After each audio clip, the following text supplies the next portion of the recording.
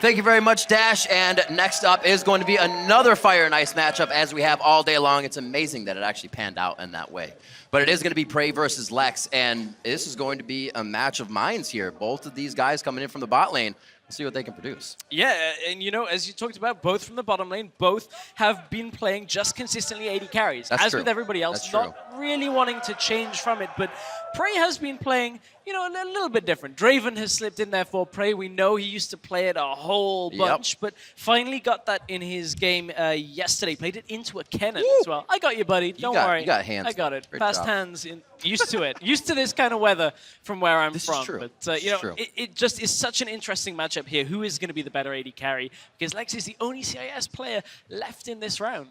Well, you said PraY has some ideas, but he also has a little caveat about facing LeX as well. And this won't be the first time PraY and LeX have faced off in a 1v1, and PraY has a lot of respect for his opponent. 사실 저가 매드라이프 선수랑 하기 전에 렉스 선수가 저한테 1대1을 같이 연습하자 그래서 대회 서버에서 연습을 했었는데요. 좀 그 친구도 무난무난하게 하더라고요. 그래서 좀 그러니까 서로 원딜 라인이시기 때문에 같은 원딜로 좀 미러전 해보고 싶긴 해요. All right, ladies and gentlemen, we've got one match under our belts. It's time to move on to game 2. I see some excitement in the crowd right now. Here we go.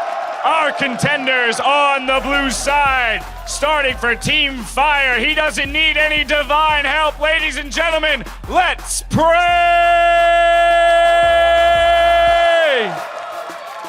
And on the other side of the rift, battling for Team Ice, he's got the fastest win in the 1v1 tournament, and he has proven that LeX Rex. All right, gentlemen, time to get this show on the road. Interesting. PraY wants the double AD carry matchup to actually see whose prowess is better in that sense, but will LeX fall into it? Like we said, both of them have gone AD carries so far, so it would be interesting to see them have no AD carries.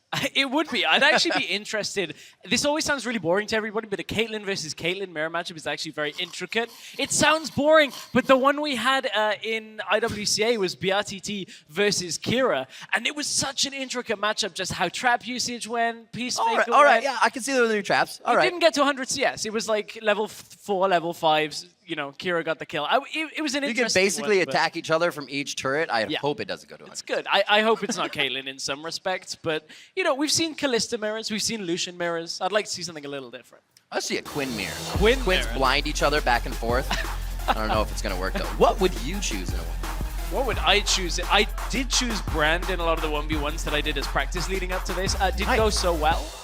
You know, I think that was more because of what I was playing against, but, you know, it's, you know, not my fault.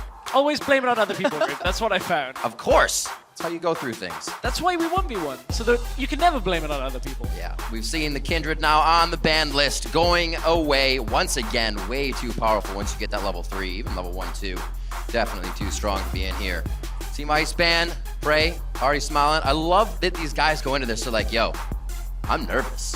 Are you nervous? We're like, hell yeah, I'm nervous right now. Sitting out here 1v1, testing my skill in front of the entire world that watches League of Legends, and I might suck for a second. That could make you nervous. I just love that they can talk to each other as well. If they say they're nervous, I'm like, are you nervous? Are you really nervous? Like, I just start actually just poking and prodding at these kind of vulnerabilities. So ADs are actually getting hit here. Kindred still kind of falling into that sense. Lucian finally gets banned. Thank you very much. Get it out of there. Everybody's been using it to get their victories. And now, what will they go for? A Caitlyn ban? A Triss ban? What are they going to ban? All AD carries here? Urgot Mirror is an Kindred interesting on the edge. I think we'll get Urgot ban here because Urgot Mirror tends to be whoever gets the first auto away. The reduction is Yep, you just, oh, my passive worked first. You're tearing your hair out crying. Ah, there it is. Urgot's gone. All right, Okay, so they do take out the Urgot. Is it going to be Caitlyn here, or are we getting a Caitlyn mirror? I just say love this to now. see them both net away and hit each other with bullets you can still hit. Like, oh, no, Caitlyn gets taken out. So now, 45 seconds. I actually don't mind that so much because now I hyped it up. It'd probably be the most boring, like actual 100 CS. Both of them get to 99 and it's the first one. Like, we'll be back in 10 minutes. Yeah. We'll leave them to it. Do it. You may get your wish. I want to see Quinn. Come on, let's go. Give me a birthday wish. present. Give me a birthday present here. So it's going to be barrier, though. Barrier exhaust. Maybe. We'll see where it sits. They're talking about it. They're thinking. I feel like One's locked. I feel like that works really well because as Quinn, you vault and then you Q, and you're not, unless you like ignite while you're vaulting, you're not in range to really get that back because you're pushing the person away trying to get your attack in. But it can still work. It can still work. We actually, we're not getting the mirror. Okay, I can deal with it. Happy birthday gift is fine with me. So this is actually going to be pretty interesting. I still am not super keen on Ezreal in the 1v1.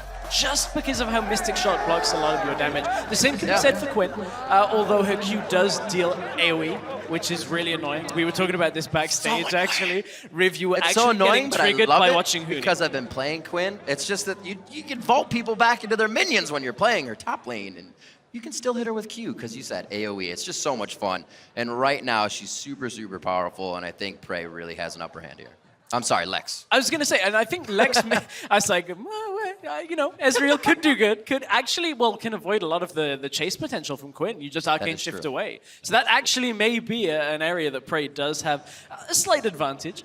I wonder whether Lex spoke to Huni after watching him play Quinn earlier, because Huni wrecked LCK as a team with Quinn and the rest of Europe. But, did it wreck. was a lot. He's going to do more of that in NA this year, too. I'm so sad. It's going to be fantastic. All right, we're about to get into the match. It is PraY versus LeX for your next 1v1 of the quarterfinals. Remember, moving on grants you 25 points for your team. If you can go on from there, it's either 50 or 150 if you can take that first place spot or second. And these guys are definitely trying to win it for their teams.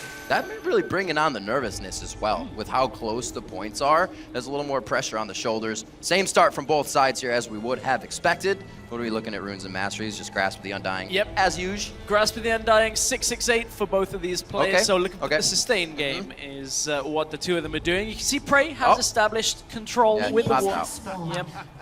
I mean, Lex already just assumes he's there anyway. So it's one of these situations where it's like, oh, you've confirmed my suspicions. Nice, got it. Shoot it. I was right. Where's the BM? Shoot him up. One thing I'm kind of interested is how fast PraY can actually kind of counteract the push that Lex would have. You can see PraY got the first damage onto the minions, but I imagine Lex should be able to just Q to kind of make up for that. Ooh, actually gets PraY and both of the minions. That is huge, and follows up with the empowered attack, gets the Grasp of the Undying. That was such a good Q from Lex. That is Quinn. That is Quinn. That is Quinn. 3 simple words. I missed. Oh, no, I didn't. Oh, it's another one. PraY losing a bit of health here, but it's not going to be too bad for the first points. He gets it back with a very nice Mystic Shot to even up the HP. Showing out those emblems. I like it. First minions at even timing, so we're now looking for the level 3 between these two. But, you know, as AD carries in this, I think they're going to be fairly content to just farm out the first few minutes. I wonder exactly whether PraY is going to go aggressive with the Ignite in the early levels for him to really get his damage down onto Lex. He has to bypass Lex's minions. If he takes minion aggro, those range minions deal so much damage this early in the game that it's so difficult to trade. He could definitely be playing a lot of this with Mystic Shots from the brush. Lex would probably hug the right side of the minion wave, but he would still be able to stay safe, get his shots out, find that CS line, because it just lines up for you, right? Mystic Shot across the board and get what you need. Trading on siege minions right now, so a little bit less focus for PraY as he got that one down, but misses threading that Mystic Shot through on Lex. Lex is winning the auto attack war here, but still takes damage from minions, so it's somewhat evening out, as well as those Mystic Shots PraY is always finding once he goes back. 17-14, so the clip for CS is pretty even. Yeah, but you can see PraY has managed to stop Lex from just getting a couple of CS from the first few waves. That denial of CS early on is actually pretty significant, especially in a matchup where you expect it is going to go later. Anytime you can make your opponent miss 2, maybe 3 CS from the wave, that is a big, big win. Gotta be feeling good then. Almost catching up here. These two should go into the turret. If Lex can't get him, he actually stops it from happening. Nicely done to take the fight there. Actually saves his minions, but he loses the health as he tries to go for the fight. And Lex needs to realize that this is what PraY is going to do, is every time that minion wave isn't there, that's when PraY goes to There's only so many times that PraY can actually land damage onto Lex that if LeX just plays this smarter and backs away, he will lose CS in exchange for not losing health, but PraY honestly is winning in both of those scenarios if that happens. Now LeX loses a big wave to the tower as well. Man, that is such a big win here for PraY. You got to remember the towers do different damage as well on this map. So it's not going to be as easy for LeX to get back to this wave. It's already pushed out. Now he's got to go back and fight. You were talking about PraY's advantage once that minion wave is gone. It almost counters him when it's there. You get the Mystic shots, your Arcane Shift as well could be directed towards the minion, you lose damage. So there's definitely a lot of focus he has on LeX once that minion wave somewhat clears out. Yeah, very frustrating to try and play Ezreal into a full minion wave, but as soon as it goes, all clear, and PraY is able to get the damage down. But you know, LeX is only 3 CS behind. I say only. That is actually not too bad considering he did lose a whole wave. PraY now in trouble, perhaps. A few shots. Can he stack another Harrier with Q? He cannot get Blinding Assault to match. The slow evolve already wore off. And I'm thinking how this is going to work once these guys get their ultimate. LeX can always pop in the brush and come out and flatten these minions a little bit more, meaning they're going to push into the turret for PraY. Is that when he comes back, or does PraY get the True Shot Barrage? It clears the necessary things. If PraY uses the True Shot Barrage on the minions, obviously it'll be a very clear win condition for him that he wants to get to 100. Yeah. The problem is it's such a big part of his damage that if he can somehow get it off in the combo, he may be able to take out LeX. Take into account Ignite is on PraY, so he will just have a little bit more kill potential if the barrier is not available on LeX, but that is still a game of we've seen barrier just kind of outplay Ignite so many times. Very, very close in that situation. Damage, traded back and forth. 6 about to come up here. A Blinding Assault hits as well, but PraY should be able to pick up this minion. He does have a 10 CS lead now, though, so LeX definitely needs to keep an eye on that further.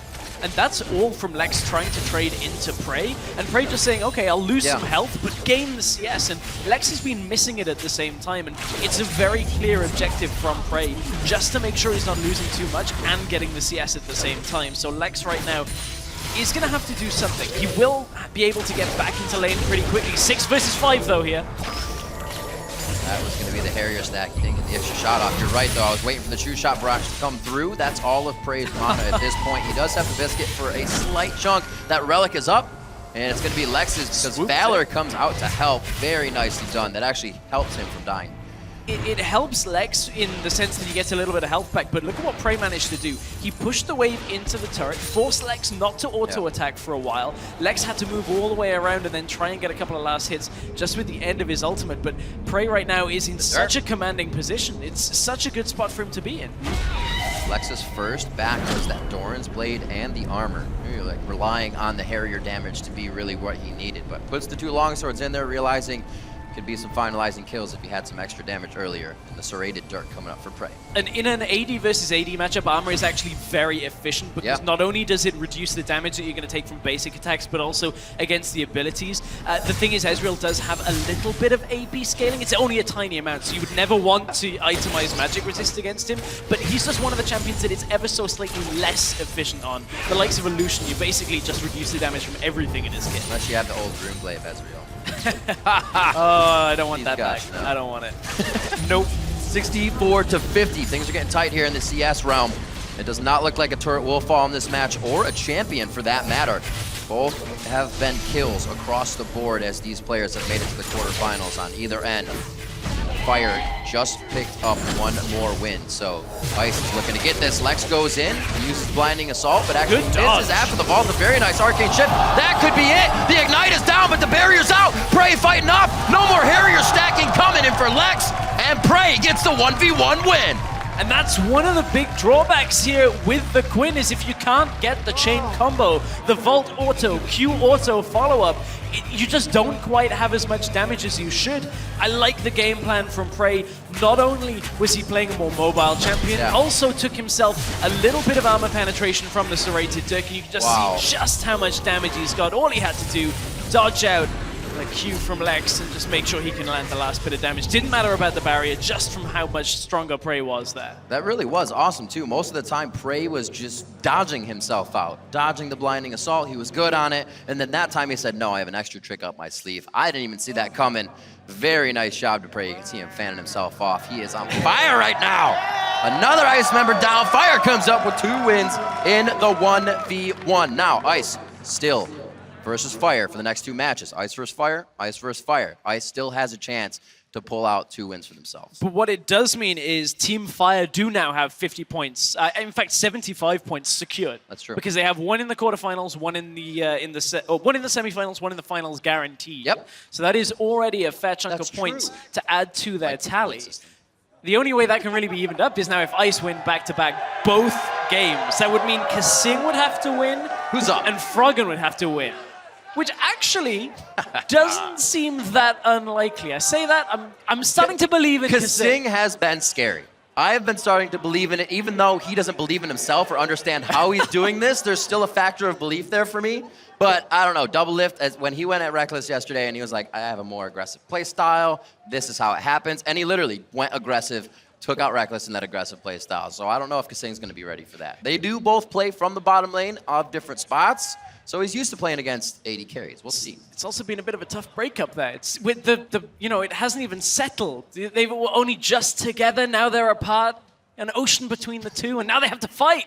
They actually have to fight over this. I'm looking forward to this one as well. All right, but right now we're going to head to into the ring for a word with our winner.